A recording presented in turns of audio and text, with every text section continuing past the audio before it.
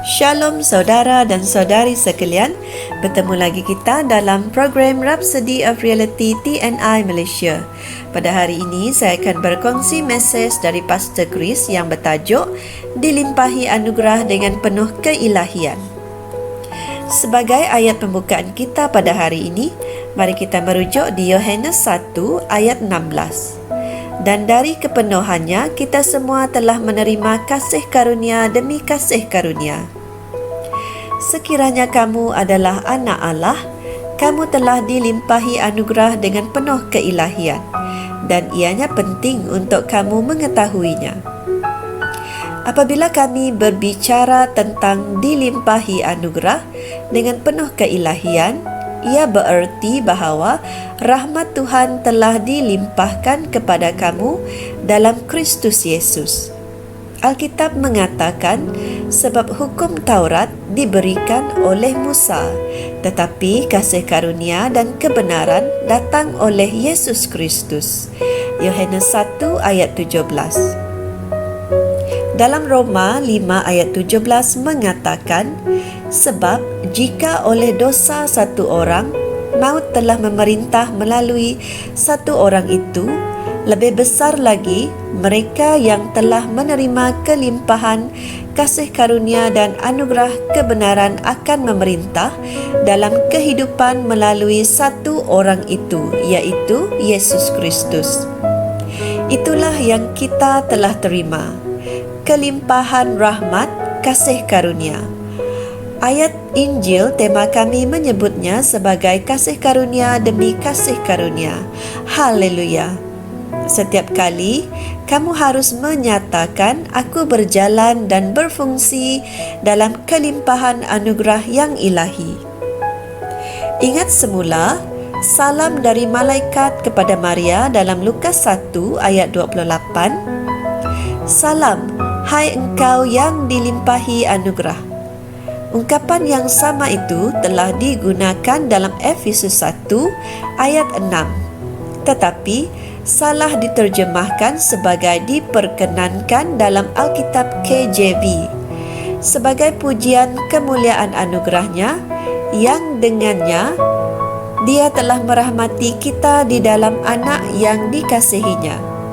Bahasa Yunani adalah cherito dan ia bermaksud untuk merahmati atau dikurniakan dengan kehormatan yang istimewa, diperkenankan atau dilimpahi anugerah.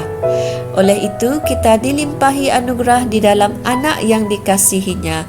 Haleluya. Kamu mesti memanfaatkan rahmat Yesus Kristus yang bekerja di dalam diri kamu. Dengan rahmat itu, segala sesuatu membuahkan hasil. Bumi bertindak balas kepada kamu, syurga bertindak balas kepada kamu, kehidupan penuh dengan kemuliaan dan apa sahaja yang kamu lakukan berhasil. Haleluya. Baiklah saudara, sebagai penutup, marilah berdoa bersama dengan saya.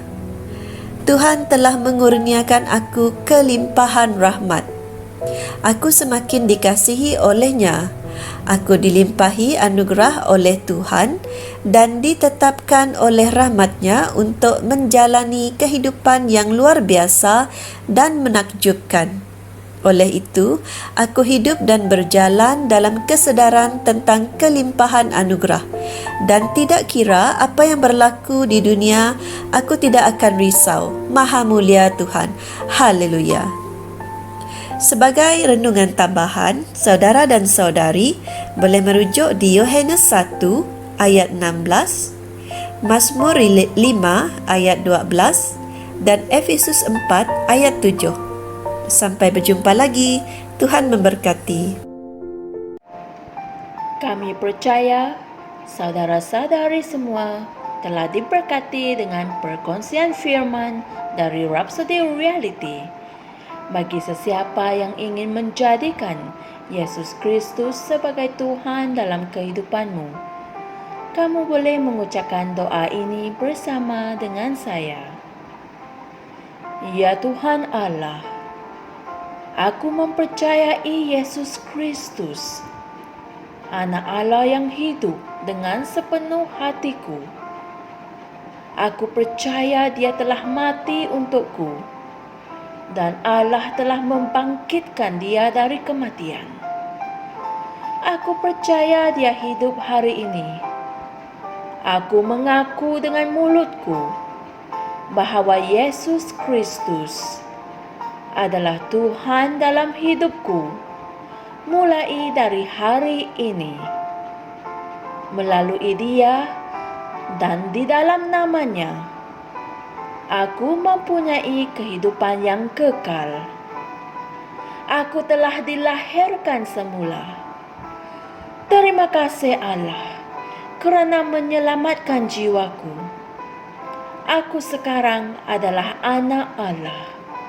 Haleluya.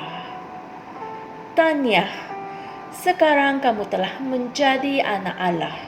Untuk apa-apa sebarang pertanyaan atau untuk mendapatkan lebih banyak maklumat mengenai bagaimana untuk bertumbuh sebagai seorang Kristian, Anda semua boleh hantar mesej di akaun Facebook kami atau email kami di tni.msia@gmail.com.